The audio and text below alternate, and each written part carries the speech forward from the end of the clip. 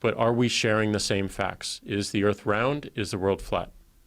Things like election interference and some of the regulatory concerns that you're bringing up. So there's a few issues, right? Your definition of what is or isn't healthy, right? Yes, and we want that to be public. Like we want that. We have 4 indicators right now that we're working on with an external lab. We want other labs to. We want to give it up, open source, make sure that people can comment on it, that people can help us define it. We'll use that interpretation on our own algorithms and then push it, but that has to be open, that has to be transparent. Are we there today? Absolutely not. We're not there. This course of action to me looks like a Fahrenheit 451 future, where everything is so offensive, everything must be restricted. I see that's the path I see that you're on. You want to have a healthy conversation, you want to maximize the amount of people. That means you got to cut off all the tall grass and level everything out.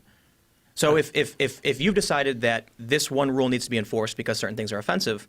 No, but can I explain what health at least means to us in this particular case? Yeah. So like we talked a little bit about this on the previous podcast, but like we have 4 indicators that we're trying to define and try to understand if there's actually something there. One is shared attention. Is a conversation generally shared around the same objects, or is it disparate?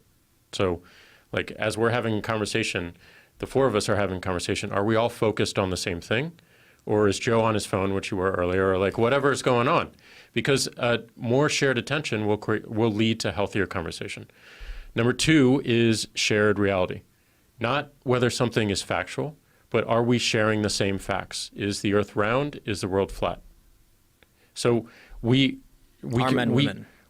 Yes, we can tell what facts are we sharing and what facts are we not sharing, what percentage of the conversation. So that's a second indicator. Third is receptivity.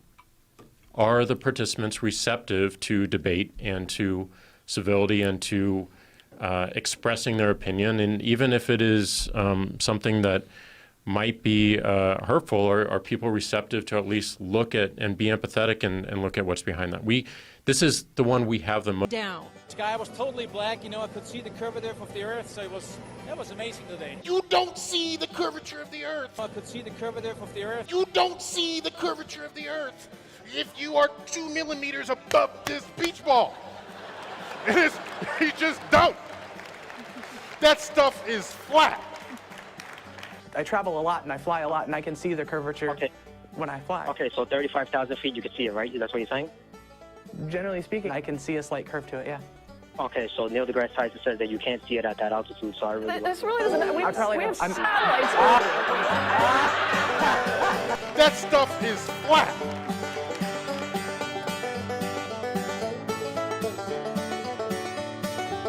That stuff is flat.